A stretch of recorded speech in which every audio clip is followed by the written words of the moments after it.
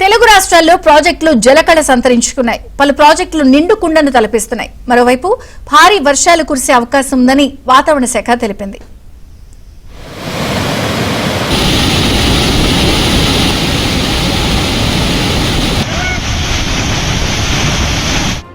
El Niño effect తో తక్కువ వర్షపాతం నమోదైన ఏపీ, తెలంగాణకు వాతావరణ శాఖ గుడ్ న్యూస్ చెప్పింది. వాయువ్య బంగాళాఖాతం ఉత్తర ఒడిశాపై ఉపరితల ఆవర్తనం ఏర్పడిందని, దీని ప్రభావంతో రానున్న 3 రోజులు ఏపీలో వర్షాలు కురుస్తాయని విశాఖలోని తుఫాన్ హెచ్చరికల కేంద్రం తెలిపింది. ఉత్తర కోస్తా, దక్షిణ కోస్తాలో తేలికపాటి నుంచి ఒక మోస్తారు వర్షాలు పడే అవకాశం ఉందని తెలిపింది.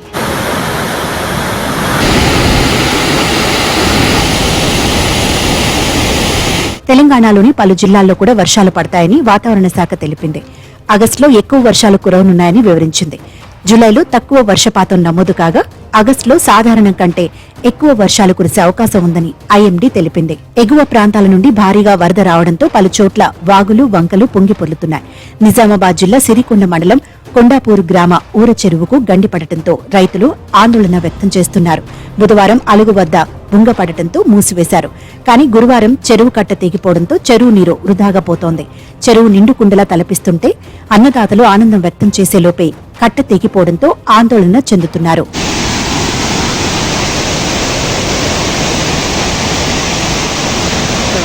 భారీ వర్షాలకు సంగారెడ్డి జిల్లా సిర్గాపూర్ మండలంలో వాగులు ఉప్పొంగి ప్రవహిస్తున్నాయి. గైరాన్ తండా వద్ద ఉన్న వాగు ఉధృతంగా ప్రవహిస్తోంది. తండా జలదిగ్బంధంలో చిక్కుకుంది.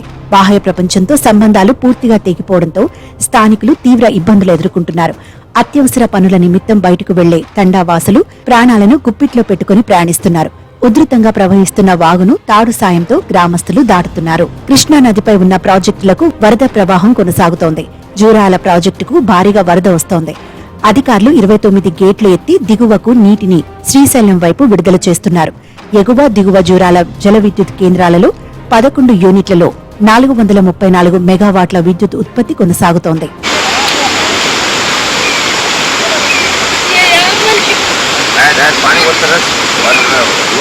శ్రీశైలం జలాశయానికి నీటి మట్టం పెరుగుతోంది. జూరాల ప్రాజెక్టు నుంచి వరద నీరు అధిక మొత్తంలో రావడంతో శ్రీశైలం ఎడమగట్టు భూగర్భ జల విద్యుత్ కేంద్రంలో తెలంగాణ ప్రభుత్వం విద్యుత్ ఉత్పత్తి ప్రారంభించింది. గడిచిన 24 గంటలలో 3.435 మిలియన్ యూనిట్ల విద్యుత్ ఉత్పత్తి చేశారు. ఆల్మట్టి, నారాయణపూర్, జూరాల జలాశయాల నుంచి శ్రీశైలం జలాశయానికి వరద నీరు వచ్చి చేరుతోంది. మరో వారం రోజులలో పూర్తి స్థాయి నీటి మట్టానికి చేరుకునే అవకాశం ఉంది. నంద్యాల జిల్లాలోని మల్యాల ఎత్తిపోతల పథకం నుంచి అధికారులు నీటిని విడుదల చేశారు. తాగునీటి అవసరాల కోసం ఒక్క పంపు ద్వారా నీటిని విడుదల చేస్తున్నారు. దీంతో నందికొట్కూరు పరిసర ప్రాంత ప్రజల తాగునీటి సమస్యకు కొంత ఉపశమనం లభించనుంది. రాబోయే రోజుల్లో మరిన్ని పంపుల ద్వారా నీటిని విడుదల చేస్తామని, ఎవరూ నీటిని వృధా చేయకూడదని అధికారులు ప్రజలకు సూచించారు.